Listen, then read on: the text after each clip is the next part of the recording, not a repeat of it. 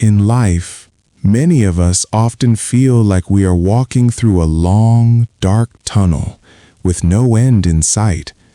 We work hard, we stay kind, and we try our best to be good people, yet it seems like the world keeps pushing us down.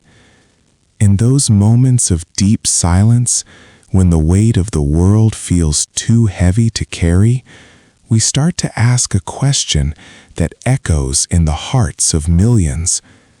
We look up at the sky and wonder if anyone is actually listening, or if we have been left to wander this earth all alone. We often think that silence means absence, and that because we cannot see a hand reaching out to help us, it means no help is coming. But what if the very things we see as our greatest failures are actually the moments when we are being watched over the most? There is a quiet truth that many of us forget when we are in pain, a truth that suggests that even when the path is rocky and the storm is loud, we are never truly walking by ourselves. There was once a young man named Elias who lived in a small, dusty town where everyone knew each other's business. Elias was a quiet soul, the kind of person who would go out of his way to help a neighbor but would never ask for anything in return.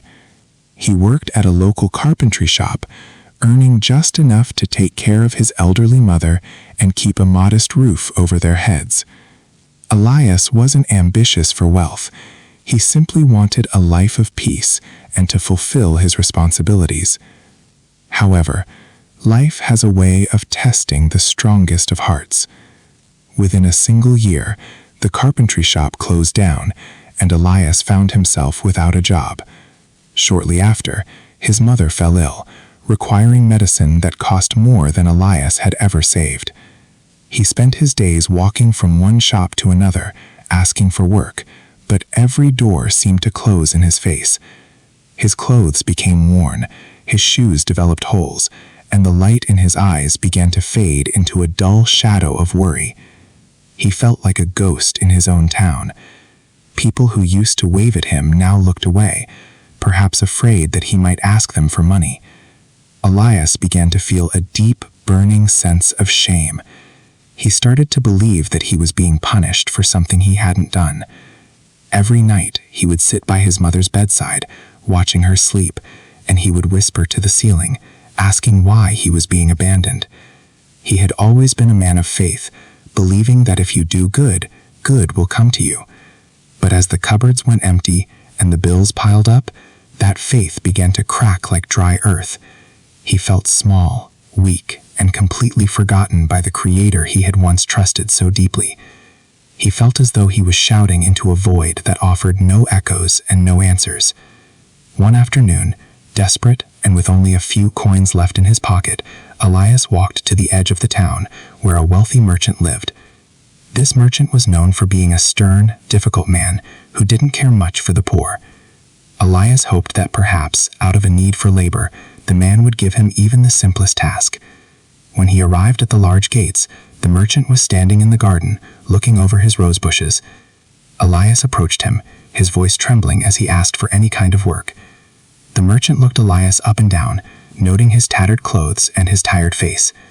Instead of offering him a job, he pointed to a large, heavy stone sitting in the middle of a dry patch of dirt. He told Elias that if he could move that stone to the other side of the garden by sunset, he would give him enough money for a week's worth of medicine.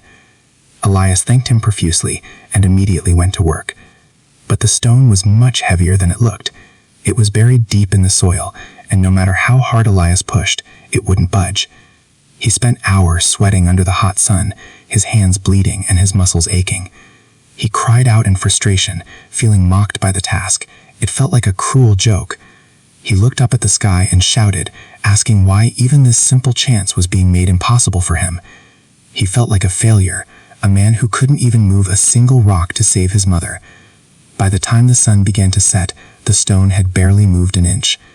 Elias collapsed in the dirt, sobbing, convinced that his life was over and that his prayers had been ignored once again.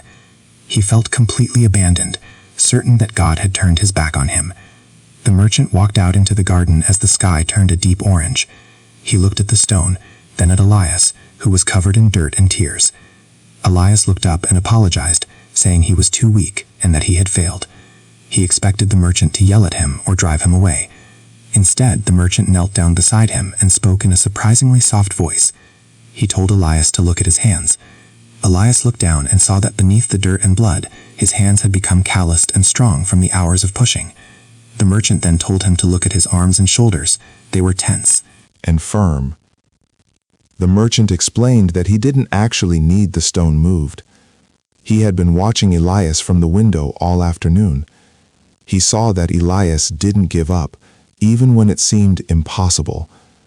He saw the strength building in Elias's body with every push. The merchant told him that, sometimes, the struggle is not about moving the object in front of us, but about what the struggle is doing to us on the inside.